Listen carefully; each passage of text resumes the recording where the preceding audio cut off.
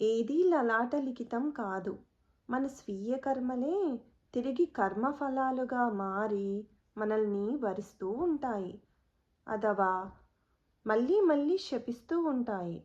మన జీవిత విధాతలం మనమే. మన జీవిత నిర్మాణకర్తలము మనమే.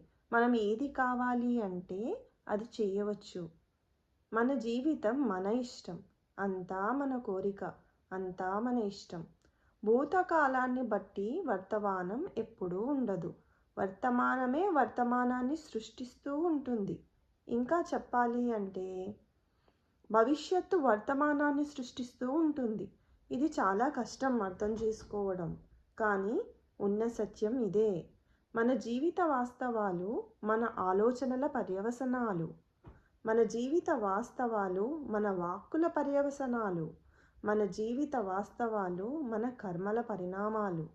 గతం ఏమైనా వర్తమానం మాత్రం ప్రస్తుతం మన చేతుల్లో ఉంటుంది. కనుక దాన్ని ఎప్పటికప్పుడు చక్కబెట్టుకుంటుంటే అది చాలు.